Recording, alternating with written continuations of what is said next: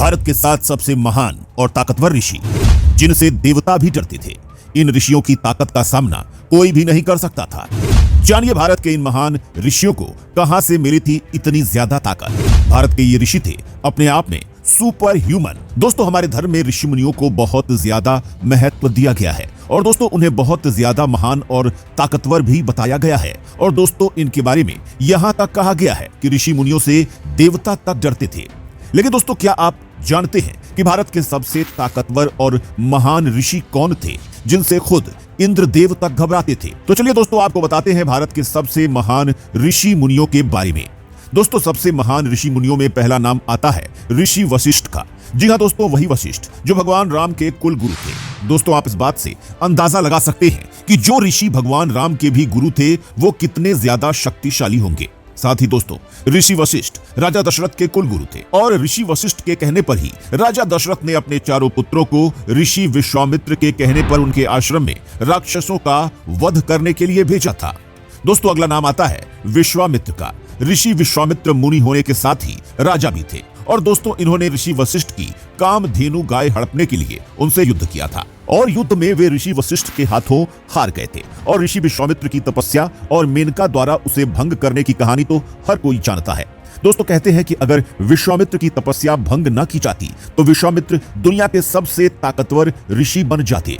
ऋषि विश्वामित्र अपनी तपस्या के बल पर त्रिशंकु को शरीर के साथ ही स्वर्ग के दर्शन भी करा दिए थे। दोस्तों, भारत के सप्तऋषियों में तीसरा नाम आता है ऋषि कण्व का। कहा जाता है दोस्तों कि ये ऋषि बहुत ज्यादा ताकतवर और ज्ञानी थे और दोस्तों, इन्होंने ही हिंदू रीति रिवाजों में सबसे महत्वपूर्ण यज्ञ सोम यज्ञ को शुरू किया था। और कर्ण ऋषि के आश्रम में ही हस्तिनापुर के राजा दुष्यंत की पत्नी शकुंतला और उनके पुत्र भरत का बचपन बीता था।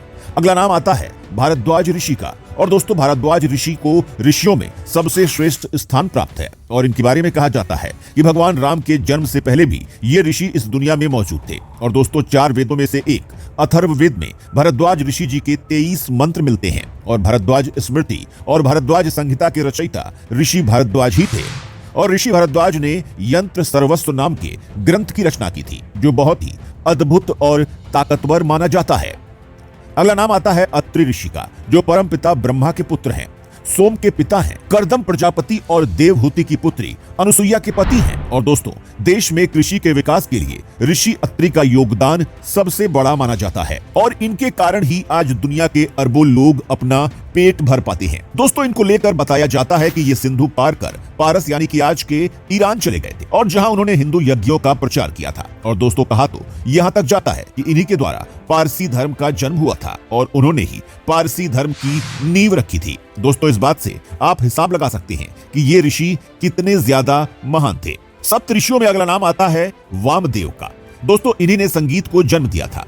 दोस्तों, एक तरह से कहा जाए तो आज हम जो भी गाने या फिर कोई भी संगीत सुनते हैं उसके लिए हमें इन्हीं ऋषि को धन्यवाद देना चाहिए, क्योंकि दोस्तों, इनके द्वारा ही संगीत का सूत्रपात किया गया था। वामदेव गौतम ऋषि के बेटे थे और इनके पास संगीत की वह ताकत थी जो दुनिया में किसी के पास मौजूद नहीं थी।